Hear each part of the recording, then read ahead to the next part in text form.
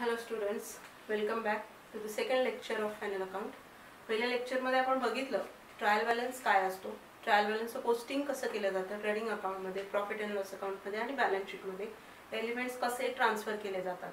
पहिल्या लेक्चरमध्ये मी तुम्हाला छोटासा ट्रायल बॅलन्स मांडून दाखवला होता आणि तो फायनल अकाउंटमध्ये पोस्ट करून फायनल अकाउंट शेवटी टॅली सुद्धा करून दाखवला होता. बघितलं नसेल तर लेक्चर आधी ते बघा, कारण हे सेकंड लेक्चर आहे, त्याच्या पुढचा पार्ट मी आज तुम्हाला शिकवणार आहे.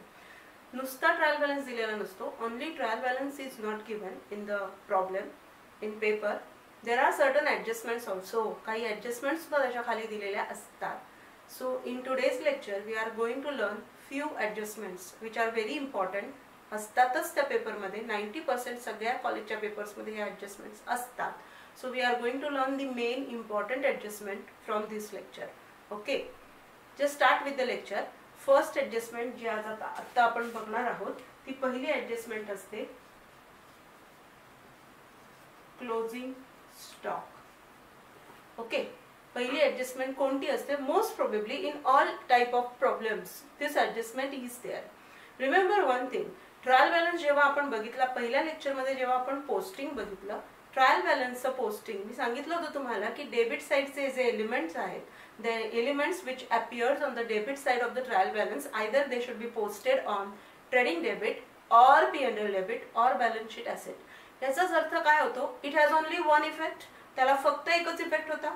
एकतर ते ट्रेडिंगच्या डेबिटला गेले किंवा P&L डेबिटला गेले किंवा बॅलन्स शीट ॲसेटला गेले. Similarly items appears on the credit side of the trial balance, either we have to post it on trading credit or P&L credit or balance sheet liability side.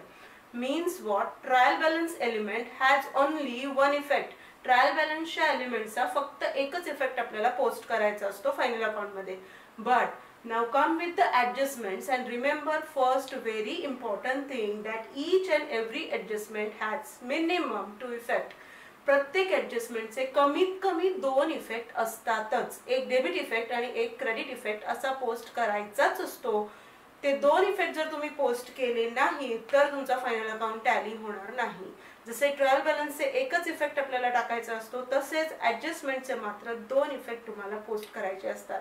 Few adjustments are there in your 11 syllabus. We are going to learn with these adjustment. First adjustment is closing stock.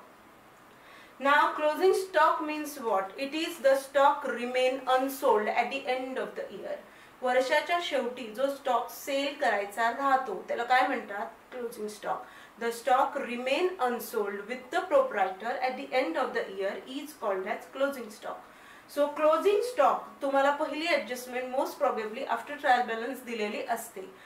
There is a possibility आहे that the 2 figures are given in the adjustment. Sometimes the 2 figures are given in the adjustment, like see closing stock at the end of the year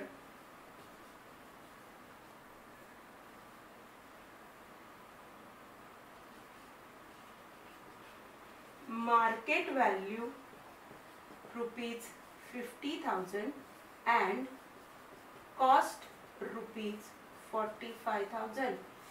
Now see, in the adjustment there is possibility that 2 figures indicating closing stock are given to you. Okay, market value and cost price.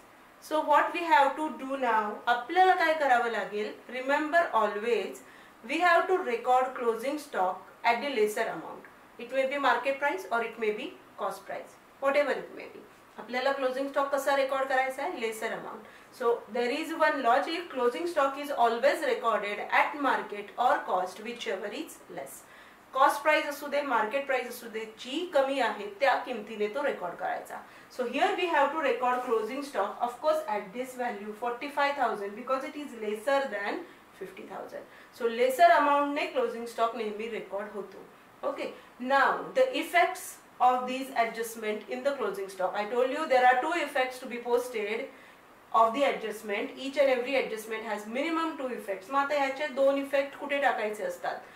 Final account मध्ये ते कुठे जातात? The first effects here. First effect is on trading account credit side. First effect, trading account credit side, you have to post it as by closing stock, and by which amount? The lesser one, 45,000. Okay, so trading account credit side is the first effect. And second effect of this adjustment, second effect, balance sheet. Of course, this is your asset, balance sheet, asset side. So closing stock is what? Is nothing but the goods remain unsold, goods lying unsold with the proprietor. So that stands for his asset? No, त्याची ते asset असते. So the second effect should be on the asset side. Understood up to this? Closing stock चे दोन effect आहेत, trading account credit side आणि balance sheet asset side. Let's move on with the second adjustment.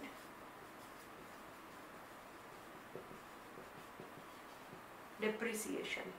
What is depreciation? We already learn with this depreciation thoroughly in the topic depreciation. Depreciation एक topic आहे आपल्याला आणि thoroughly आपण depreciation म्हणजे काय तिथे शिकलेलो आहोत. Depreciation is nothing but the reduction in the value of fixed asset due to its use, due to passage of time or due to wear and tear. Asset वापरल्यामुळे asset ची value at the end of the year ज्या amount ने कमी होते त्याला काय म्हणतात? Depreciation. So what is the meaning of depreciation? Depreciation is nothing but the reduction in the value of asset due to its use, due to passage of time, etc. So depreciation, fixed asset ज्या amount ने वर्षभरानंतर कमी झालेली असते त्याला depreciation म्हणतात. So depreciation मुळे काय होतं? डेप्रिसिएशन मुळे तुमचे फिक्स्ड ॲसेट कमी होते. Your fixed asset get reduced by that much amount, so it is your loss. Depreciation हा काय आहे? हा लॉस आहे. सो लॉस आहे म्हटल्यावरती पहिले याची जर्नल एंट्री मी तुम्हाला दाखवते की याची जर्नल एंट्री कशी बनते. तुम्हाला माहिती आहे याची जर्नल एंट्री कशी बनते कारण हा टॉपिक आपण पूर्णपणे लर्न केलेला आहे, सेपरेट टॉपिक. याची जर्नल एंट्री बनते depreciation account debit to fixed asset account, whatever may be the asset. Depreciation account debit to fixed asset account. Depreciation account ला debit का पडतं? Because depreciation is a non-cash loss. Depreciation हा काय आहे? तुमचा non-cash loss आहे. Loss वरती मी जास्ती जोर का देते? Because loss indicates it should have debit balance. It should have debit balance. So depreciation account ला आपण debit का दिलेला आहे? Because it is your loss. तो तुमचा लॉस आहे आणि your fixed asset gets reduced by that much amount. तुमची फिक्स्ड ॲसेट तेवढ्या अमाउंटने कमी होते. Assets has debit balance, asset इकडे तुमची कमी होणार आहे म्हणून त्याला क्रेडिट पडलंय. फायनल अकाउंट मध्ये तुम्हाला याचे इफेक्ट्स लक्षात ठेवायचे. एवढं लक्षात ठेवा की तुम्हाला जर्नल एंट्री वगैरे कुठे फायनल अकाउंट मध्ये विचारली जाणार नाहीये. ती आपण बघतोय आपल्या एज्युकेशन पर्पज साठी की आपल्याला जर्नल एंट्री माहित असायला पाहिजे. Important thing is what you should know the effects, की त्याला कसं ट्रीट करायचं आहे, फायनल अकाउंट मध्ये त्याला कुठे रेकॉर्ड करायचं आहे. So depreciation because it is indirect expenses. Okay, तो इनडायरेक्ट एक्सपेन्सेस आहे. सो फर्स्ट इफेक्ट, आता ह्याचे दोन इफेक्ट आपण बघूया. ह्याचे इफेक्ट्स कुठे जातात? As I told you it is a non cash loss. Okay, indirect expenses म्हणून ट्रीट केला जातो. So the first effect of the depreciation is indirect expenses, profit and loss account. हा एक नॉमिनल अकाउंट आपण बनवतो. आपण फर्स्ट लेक्चरला पण बघितलंय प्रॉफिट अँड लॉस अकाउंट आपण बनवणार आहोत. तो एक नॉमिनल अकाउंट आहे आणि प्रॉफिट अँड लॉस अकाउंटच्या ऑफकोर्स डेबिट साइडला, because debit side indicates expenses and losses. As depreciation is your loss, it should be debited on the profit and loss account. Understood? And second effect, I told you in the definition itself, depreciation means what? Reduction in the value of assets due to its use.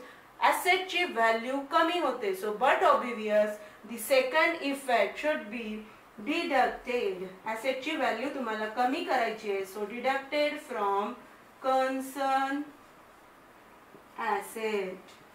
If it may be building, it may be plant, it may be furniture, whatever type of fixed asset given to you. त्याच्यावरचं depreciation हे त्या asset मधनं लेस करायचं. Understood? So it should be deducted from concern asset on, of course, asset side of balance sheet. So second effect काय होणार आहे?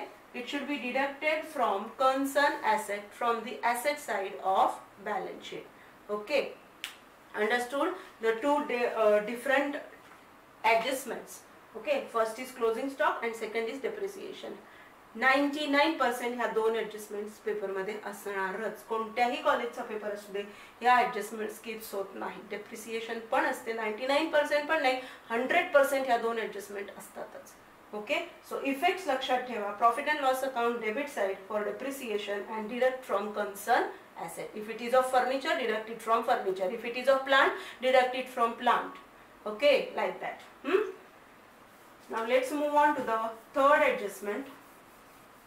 Outstanding expenses. What is outstanding expenses?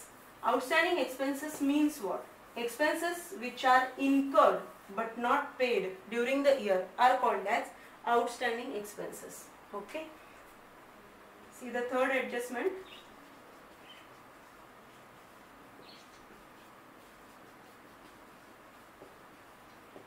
Outstanding expenses. Expenses which are incurred during the year but not paid. जे expenses त्या वर्षी झालेले आहेत. In the first lecture I told you final account is prepared at the end of the year. एका particular period साठी final account बनतो, एक वर्षासाठी final account बनतो. एक वर्षभरामध्ये खूप सारे expenses असे असतात जे झालेले आहेत, म्हणजे incurred आहेत but तुम्ही पे केलेले नाहीत. You are going to pay it in the next year. तुम्ही पुढच्या वर्षी पे करणार आहात, but the expenses are of that particular year. Okay, but remain unpaid, पण ते पे करायचे राहिलेले आहेत, त्या एक्सपेन्सेसना काय म्हणतात? Outstanding expenses. Okay, so outstanding expenses means what? The expenses which R incurred during the year but not paid. For example, if suppose I have taken one premises on rent. समजा मी एक प्रिमायसेस बिझनेससाठी rent वरती घेतलेली आहे, and my rent for that particular premises is 5000 per month. 5000 per month. Okay, 5000 per month stands for 60,000 per annum. 5,000 into 12 म्हणजे मला वर्षभरामध्ये त्याचा rent किती पे करायचं आहे? 60,000 रेंट मला पे करायचं आहे. But during the particular financial year I have paid the rent for 10 months only, because 2 months rent मी पे केलेलं नाहीये. 2 महिन्यांचं रेंट माझं पे करायचं राहिलेलं आहे, because of what ever reason काही असू दे, राहिलं आहे माझं पे करायचं. I have paid for 10 months म्हणजे मी 50,000 पे केलेले आहेत, रिमेनिंग 10,000 माझे पे करायचे राहिलेले आहेत. Okay, so that 10,000 for the particular financial year for which I am going to prepare final account for that particular financial year, that 10,000 stands for my outstanding rent. तर ते 10,000 माझे काय झाले? आउटस्टँडिंग रेंट म्हणून मला रेकॉर्ड करावे लागणार, because the expenses is incurred but not paid. Okay, so outstanding एक्सपेन्सेसचा अर्थ कळला तुम्हाला काय आहे? Expenses incurred but not paid are known as outstanding expenses. So outstanding expenses त्याचं जर्नल एंट्री काय होते ते पहिले आपण बघूया.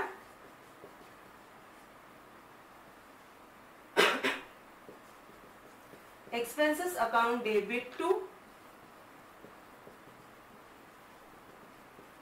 Outstanding expenses. Okay, expenses account debit to outstanding expenses.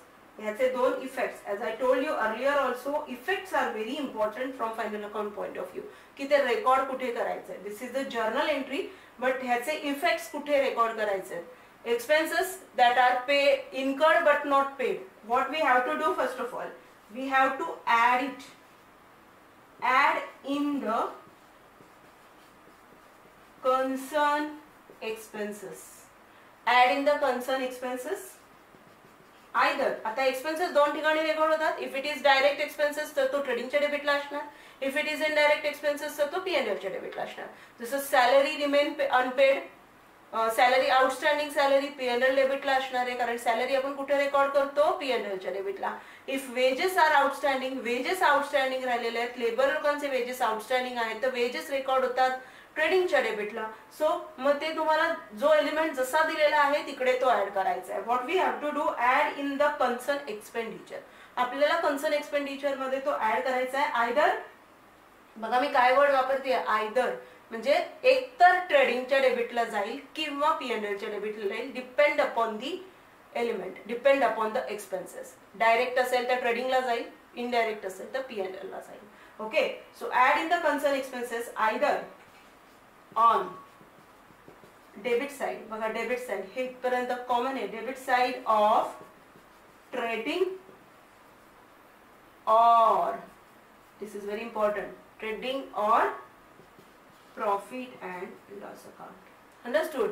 So it's depend upon the expenditure. It is of direct nature or of indirect nature. If it is salary, if it is stationery, if it is other kind of postage Telegram अशा टाईपचे जर indirect नेचरचे expenses outstanding आहेत तर of course P&L मध्ये आपण ते लिहितो. So P&L मध्ये लिहिताना त्यांना इनर कॉलमला ठेवायचं, त्यात ते ऍड करायचे, ऍड आउटस्टँडिंग, आणि मग फिगर आउटरला टाकायचे. दोन कॉलम बनतात, इनर आणि आउटर. सो ते एक्सपेन्सेस तिकडे ऍड करायचे. जर ते ट्रेडिंग नेचरचे एक्सपेन्सेस असतील like that of wedges, like that of freight, carriage अशा टाईपचे असतील, पॉवर, फ्युएल अशा टाईपचे असतील, फॅक्टरी रेंट असेल तर ते ट्रेडिंग डेबिटला ऍड करायचं, त्या कन्सर्न एक्सपेन्सेस मध्ये ऍड करायचं. हा झाला त्याचा एक इफेक्ट, आयदर ट्रेडिंग डेबिट और P&L debit it should be added in the concern expenses. आणि सेकंड इफेक्ट त्याचा कुठे द्यायचा आहे, I told you in the first lecture also, जर तुम्हाला पेमेंट, जर पैसे द्यायचे आहेत तर ती असते तुमची लायबिलिटी, आणि जर पैसे यायचे आहेत तर ती असते तुमची ऍसेट. इथे आउटस्टँडिंग एक्सपेन्सेस तुम्हाला द्यायचे आहेत, तुमचे पे करायचे राहिलेले आहेत, so that turns out as your liability. So the second effect is balance sheet liability side. Understood. Second effect काय होणार आहे, बॅलन्स शीट लायबिलिटी साइड, कारण पैसे द्यायचे बाकी आहेत. Understood. Outstanding expenses is also very important adjustment in the paper. Okay, now let's move on to the next adjustment.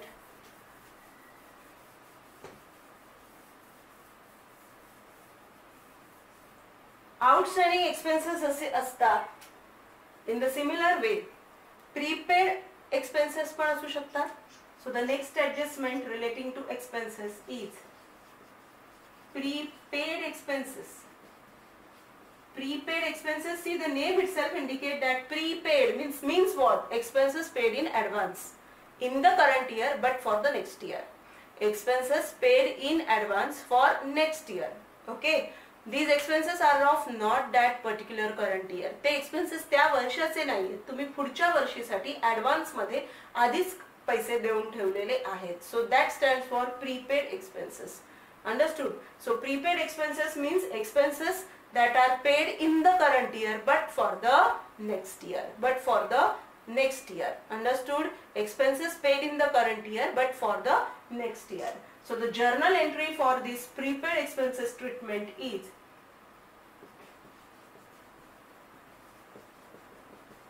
prepaid expenses account debit to expenses account. Okay, prepaid expenses account debit to expenses account. Now see the effects very carefully. Effects बघायचे काय होतात. Okay, expenses कुठे record करतो आपण, depend upon the nature. ट्रेडिंगच्या डेबिटला जर direct expenses असतील, P&L डेबिटला जर इनडायरेक्ट एक्सपेन्सेस असतील, तिथेच दोन ठिकाणी एक्सपेन्सेस रेकॉर्ड होतात. सो एक्सपेन्सेस मधनं हे जे एक्सपेन्सेस आहेत ते त्या वर्षीचे नाहीयेत. We are preparing final account for a particular year and these are the expenses which are of not that year but we have paid it for the next year. So आपल्याला ते तिकडनं minus करायचे, आपल्याला त्या वर्षीचे जे expenses आहेत तेच अकाउंटला आणायचे असतात. So first effect of these prepaid expenses is what? It should be deducted. जसं आउटस्टँडिंग ऍड करत होतो आपण, exactly opposite. It should be deducted from the concern expenses either, very important, either on debit side of trading, one sec, either on trading debit or on profit and loss account debit. Understood? This or is also very important. दोन ठिकाणी नाही post करायचं त्याला. Expenses कोणते आहेत तसं. Wedges prepaid असतील तर वेजेस आपले ट्रेडिंगच्या डेबिटला असतात, तिकडनं त्याला लेस करायचं. सॅलरी असेल प्रीपेड केलेली तर सॅलरी P&Lच्या डेबिटला असते, स्टेशनरी P&L डेबिटला असते. खूप सारे एक्सपेन्सेस P&L डेबिटला सुद्धा असतात. कोणत्या टाईपचा एक्सपेन्सेस कुठे रेकॉर्ड केलेला आहे तिथून तो लेस करायचा. ओके, जर ऍडजस्टमेंट त्या एक्सपेन्सेसशी रिलेटेड असेल तर तिथून तो लेस करायचा. So prepaid expenses either on the debit side of trading account जर तिथला असेल तर, और on debit side of profit and loss account. This is the first effect. हा हे दोन इफेक्ट अजिबात नाही आहेत हा, म्हणून मी इथे और खाली डबल अंडरलाईन करते, कारण यापैकी एकच इफेक्ट कुठेतरी पडणार आहे. हा ऍडजस्टमेंटचा एकच इफेक्ट रेकॉर्ड झालेला आहे. सेकंड इफेक्ट, दुसरा इफेक्ट काय द्यायचा असतो, जसं आउटस्टँडिंग एक्सपेन्सेस म्हणजे एक्सपेन्सेस आता तुम्हाला पे करायचे, पैसे द्यायचे होते म्हणून ते आउटस्टँडिंग एक्सपेन्सेस होते.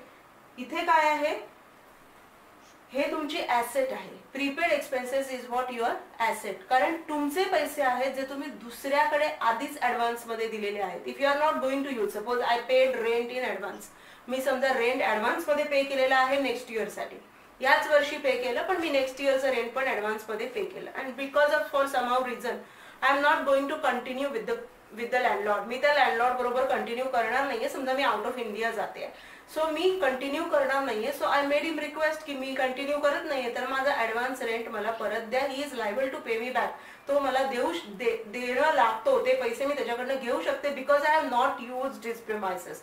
नेक्स्ट इयर मधलं रेंट मी दिलं होतं आणि मी ते वापरलेलं नाहीये, सो मी ते पैसे परत घेऊ शकते. सो प्रीपेड एक्सपेन्सेस म्हणजे काय असतं, that for the current year it's your money just lying with others, तुमचा पैसा आहे जो दुसऱ्याकडे आहे, ऍडव्हान्स मध्ये देऊन ठेवलेला आहे. So that's why it is your asset, म्हणून ती तुमची काय होते, ऍसेट होते. So the second effect of this is what,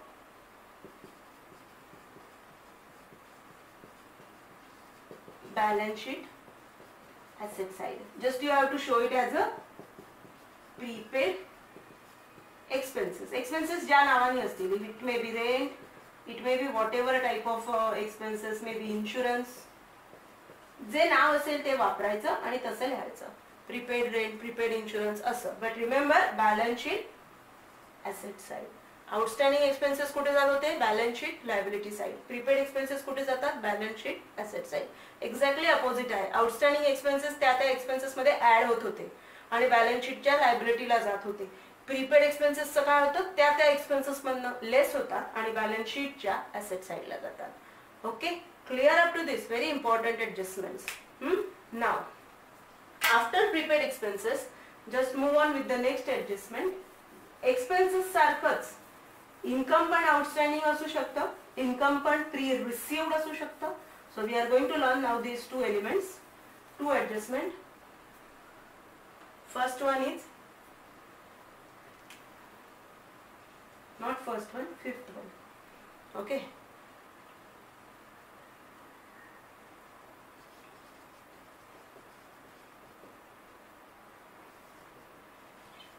outstanding income. Okay, जसं तुम्ही आउटस्टँडिंग एक्सपेन्सेस तुमचे असू शकतात, एक खर्च झालेला आहे पण दिलेले नाहीयेत, तसंच आउटस्टँडिंग इन्कम सुद्धा असू शकतं. आउटस्टँडिंग इन्कम मीन्स व्हॉट, तुम्हाला पैसे यायचे बाकी आहेत. So what is the first of all journal entry for outstanding income. Outstanding income account debit to income account, to income account. This is the journal entry and very important effects. नीट लक्षात ठेवायचे effects काय होणार. First thing, जसं outstanding expenses त्या expenses मध्ये add होत होते, इथे सुद्धा it should be added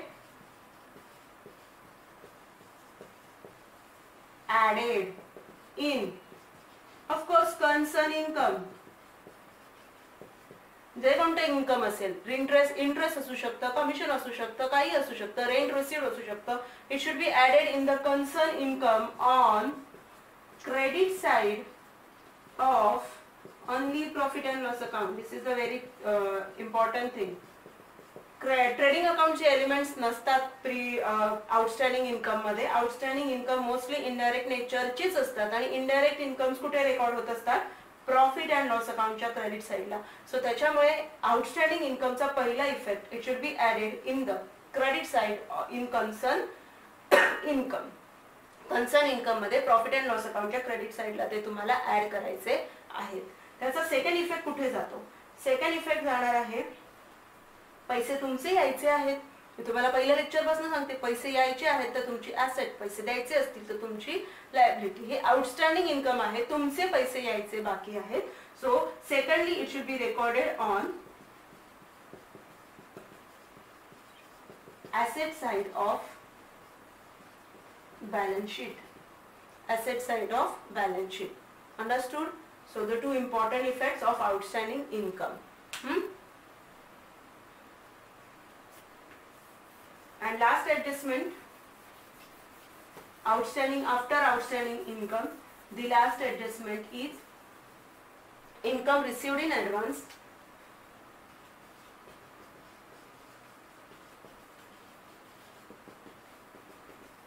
In short, it is called as pre-received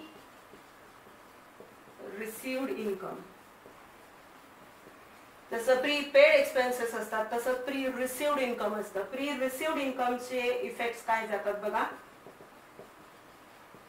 पहिले जर्नल एंट्री सांगते तुम्हाला. Income account debit to pre received income, ही त्याची जर्नल एंट्री बनते. Income account debit to pre received income. Effects जसं प्रीपेड एक्सपेन्सेसचे होते की आपण प्रीपेड एक्सपेन्सेस त्या एक्सपेन्सेस मधून लेस करायचो, ह्याचाही पहिला इफेक्ट तसाच आहे. Should be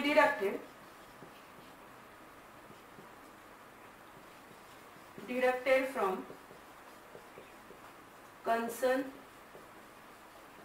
income. Deducted from concern income on credit side, कारण हे इनडायरेक्ट नेचरचेच असतात. Credit side of profit and loss account. Deducted from concerned income on credit side of profit and loss account. And second effect pre-received income आहे, तो तुम्हाला ते पैसे परत द्यावे लागू शकतात. So that turn out as your liability unless and until it is incurred. So balance sheet